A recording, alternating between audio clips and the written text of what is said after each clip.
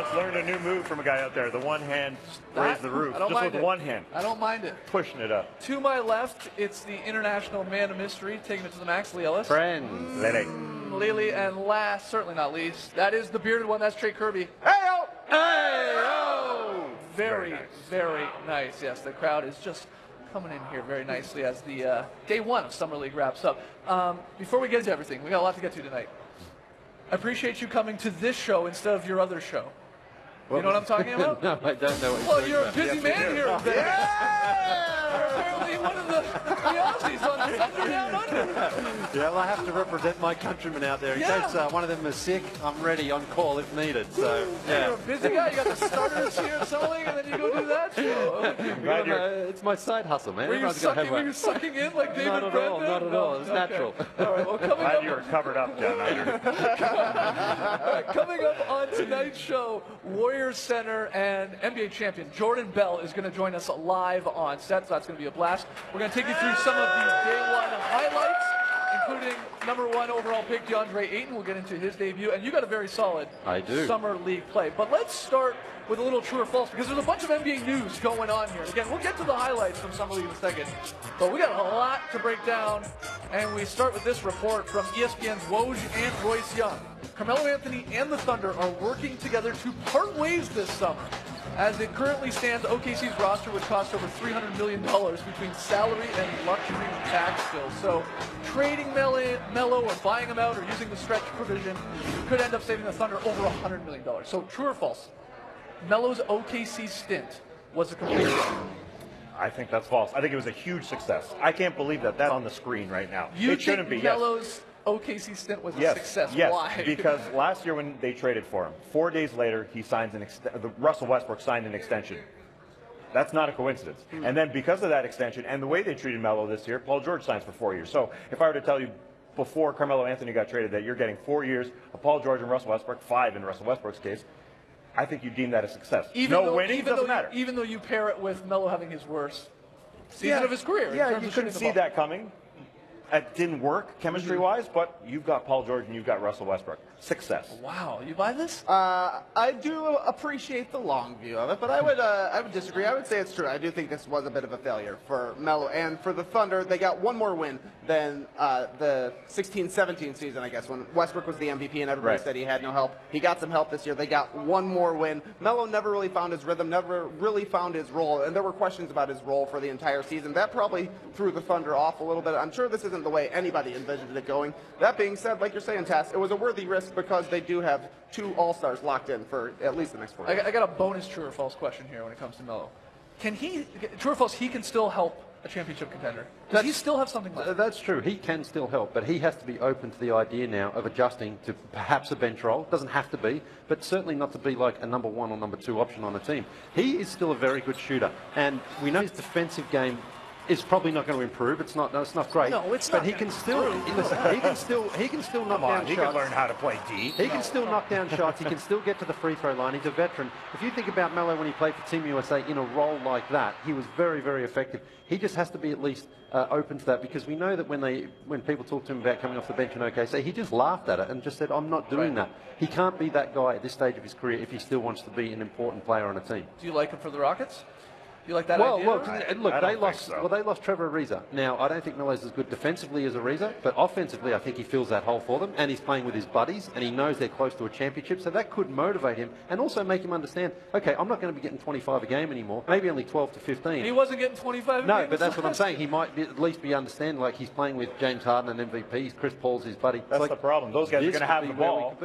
those guys are going to have the ball just like Westbrook and Paul George did. You know, he's not going to be in that role. He has to come off the bench somewhere. If he's going to be on a championship contender, he's got to come off the bench somewhere. Let's hear from you guys. Jump on Twitter, hashtag the starters. Where do you like Melo? Can he still contribute? Let us know. All right, let's keep it moving here, though. Unrestricted free agent Tony Parker has reportedly reached an agreement to sign with the Charlotte Hornets. Now, Woj says Parker's new contract is for 2 years and $10 million.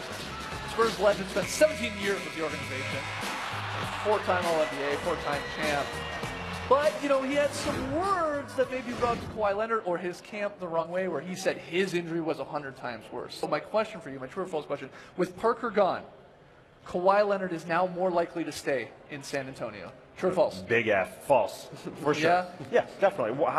see how one affects the other whatsoever. And yes, the media made a headline out of the Kawhi Leonard story because we were desperate for headlines with the Kawhi Leonard story because nothing was happening. Kawhi wasn't talking to us. But that's all it was. It was a headline, and I don't think Kawhi goes back because Tony Parker leaves. Doesn't make any sense to me. Yeah, that would be a shocker to me if the determining factor of Kawhi Leonard signing a supermax contract was that the Spurs had to jettison one of their franchise legends. That just doesn't really add up to me. If that is what would heal the Popovich-Leonard relationship, I don't necessarily know that the Spurs would want to even take that step, right, where you're choosing the future over some of the guys that you've treated so well in the past. That doesn't seem like a Spurs thing to me, and I don't think that that's going to be the case going forward. Do you like the idea of Tony Parker playing in another jersey, going to the Hornets? I mean, he's taking a little payday. Listen, I'm shocked. I'm totally shocked that he actually left because he said last year he wanted to play 3 more seasons, to have 20 years in San Antonio, and then retire there. The fact that he's leaving Greg Popovich is just a huge shock to me. Do I like it? It's going to look weird. There's no doubt. He's one of those guys who you thought he's just not going to play for any other team. He's going now to play for Charlotte, where James Borrego is the coach, and he's been an assistant there in San Antonio. So it's got a relationship, but. Yeah, I'd prefer it if guys didn't do this. It's like Akeem Olajuwon going to the Raptors. I loved it because I get to see Akeem in Toronto. Right. But it's sort of, you just want it to be one of those one team for your career guys. What does the crowd think of this? Tony Parker playing for the Hornets? Do we like this? Of course They're they're going to creatures of habit. They want the same thing night in and night out. Yeah. Nobody likes anything new. But it is like Akeem Olajuwon playing for the Raptors or Yeah. Patrick Ewing playing for the Magic or the Sonics. It's just weird. It just does look weird. Yeah. But anyway. Yeah. Hey, everybody He's loves gonna the Hornets jerseys, man. Everybody wants to throw on that teal at some point in their life. You know what I'm saying? All right, one more here, guys. This was a busy day for Zach LaVine. It was a weird day. Earlier this evening, the restricted free agent, he signed a 4-year, $78 million offer sheet with the Sacramento Kings. But the Bulls have 40 hours to match, and multiple reports say they fully plan to do so. So, true or false? We got to go to the Bulls man down here. True or false? The Bulls should match LaVine's offer. What do you I'm think? flip-flopping, Skeets. When the Kings made the offer, I said, see ya, Zach. We're tanking hard now. But once the Bulls, the announcement was made that the Bulls were going to be matching, I actually think it's the right move. Zach LaVine will probably be overpaid at least in the first couple of years of this contract, but the Bulls actually have a shot at getting a guy who could maybe in the future turn into a star. He's probably not going to be your number one guy, but he could be a solid starter, a guy, a sixth man off the bench. The Bulls are so far underneath the salary floor that spending this money doesn't really affect their salary cap too much. And with the lottery odds smoothing, I don't think Zach LaVine is going to be the huge impact that will take the Bulls too far out of the lottery. He's a 4-year guy. His 4th year with the Bulls last year. I think you can scrap. He didn't have a great season coming off the ACL injury. He played 24 games. Throw it out. Okay. He grew from year 1 to year 2 to year 3, where he was 19 per game, 40% from 3. He grew as an offensive player. I think that's what the Bulls are focusing on. As you mentioned, if it doesn't work out, they can trade him. It's a tradable contract. Definitely. They have a chance to get a star here. They got to do it. I like LaVine as a player, but he does need to improve defensively. He's got this great athleticism. We know he can move about the ball on offensive end. Defense, he just has to make more of a presence and become a sort of two-way player as much as he can. But see, the Bulls trade. I mean, you can't trust them to tank properly anyway. Like last season, they couldn't do it properly. Remember? So this is a good thing. Yes, they've I got remember. Do you like what they've got going here, though, in Lauri Markkanen? They're pairing him with Chris Dunn here, Zach LaVine in theory. You see something there, the building blocks? I don't know. It's too early. It's It's too early. Their top 3 highest paid players this season are going to be Zach LaVine, who played 24 games last year, Robin Lopez, who is a journeyman center who's a solid guy, and Omer Asik, who, did you even know Omer Asik was under NBA contract? Yeah, the Bulls are paying him a ton. It's impossible to say what the Bulls are now, but at least they have some talented guys who showed some flashes last year. Yeah, Zach LaVine needs to improve defensively, but Chris Dunn's a good defender. Maybe that's a perfect mix to have those two in the backcourt. Yeah, Zach LaVine, in theory, getting paid here in a market where not a lot of big deals are being handed out. So kudos to him and to his agent, who's getting a nice cut of that. Great work. We got lots more still to come here from night 1, day 1 of Vegas Summer League. Jordan Bell is going to join us a little bit later, and we'll break down a few of those big debuts here. Don't go anywhere. You're watching the starters live from Vegas Summer League. Back in a second.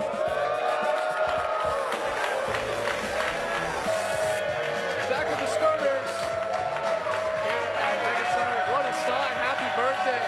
Happy birthday, good sir. We're just waiting on Warriors center and NBA champ Jordan Bell, who's going to join us here live on set. Yeah, he is. But in the meantime, why don't we take you through a few highlights here from day 1 of Vegas Summer League. Yeah, Luka Doncic sitting this one out for the Mavs, but DeAndre Ayton, #1 pick. getting it on, and he got it on pretty early in this one, going up for the alley-oop, throwing it down from Shaquille Harrison there. And Jalen Brunson gets it to Dennis Smith Jr., drives down the lane, lays it in. Ooh, crafty. DeAndre Ayton working on the offense, working on the defense with a block here. Oh, yeah. There's a big man in there. Making his presence felt. Third quarter, Shaquille Harrison. Mikal Bridges had himself a game shooting the ball. Yes, he did, hitting the corner three there. Devin Booker was watching this game. He was impressed with Mikal Bridges hitting those shots. Three from the other side for him. And it's Shaquille Harrison again driving in. DeAndre Ayton cleans her up. The tip in there. Oh, wow. He had 10 and 8 in this one. Start. And then throwing it down there, the alley-oop dunk. And in the words of NBA TV's Rick Kamla, I love DeAndre Ayton. He saw 10 and 8. He got pumped. I'm pumped too. How many Red Bulls did you chug? 14, just like Ricky Pipes does. Exactly. DeAndre Ayton, what did you think from day one here? One game in, pretty good, isn't it? I mean, 10 points, 8 rebounds. That's all you're really looking for, to see how he looks out on the court there. He made his presence felt at both ends, made some dunks, went down the other end and blocked some shots and challenged other guys. I mean, if you're the Suns, you think the offense is there. You just want to make sure the guy can also play defense and not get overpowered. And I think he's got a big, strong... He's a big dude. Yeah, he's the big A little shoulders. bit of a man among boys tonight, for sure. He's outrunning everybody on the court, not just the big guys for dunks. He's blocking shots like crazy and just looking way bigger and stronger than everybody else, which is why he goes number one, because he's ready to put up, supposedly, 20 and 10 in the regular season. We'll see if it happens. I got two thoughts on this game and all the action here from day one. One, I like these jerseys. Yeah, They're that's nice. It's a nice little upgrade here with these Summer League jerseys. And the second one is, I think the Suns are going to be a sneaky, sneaky good League Pass team. A team that you're going to want to tune into. They may not win a lot of games. They definitely may not win a lot of games. But, man, you got Bridges shooting the ball, another shooter out there with Booker, obviously. DeAndre Ayton, your big man in there. Josh Jackson got the new haircut, and he had himself a nice game in this, and obviously getting into the second year. So I think the Suns are going to be one of those teams you're going to want to, like, especially being a West Coast team if you're an East Coast person. You turn on the Suns. You're going to enjoy some of the games. All right, let's get to the next highlight here, though. We had Mohamed Bamba, the 6th pick of the NBA draft. It was his debut, obviously, here at Summer League. He got going early. Knocked down the mid-range jumper, Still the range. Nice. Why not? Yeah. First basket of the game, got it started. Then Orlando in transition. Find the wingspan. Just find it. Bamba layup! Yeah. I love that he's wearing number 5. Yeah, Bamba it's number perfect. 5. I mean, it's cool. The Nets. Murphy misses the shot, but Sean Dawson grabs it, puts it back up.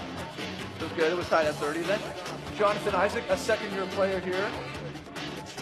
Showing a new little wrinkle, I would say. Running in the this pick game. and roll. Yeah, a little pull-up jumper, magic up, half. Check out the oop. Oh, nice. Dawson will baseline. Huge finish. And then a little more Isaac for the Magic again. Can we call them the Gypsy Kings? Can we make that happen? Jonathan Isaac? Step back. Mo Bamba? Why not? And then Isaiah Briscoe finds Bamba. Two-handed dunk. Still good game, Magic. He had 11 and 7. Yep. Great start for both of these guys. Very, very similar to DeAndre Ayton. All right. We got to take a break. When we come back, there he is. Warrior Center and NBA champ Jordan Bell joins us live on set next. Don't go anywhere.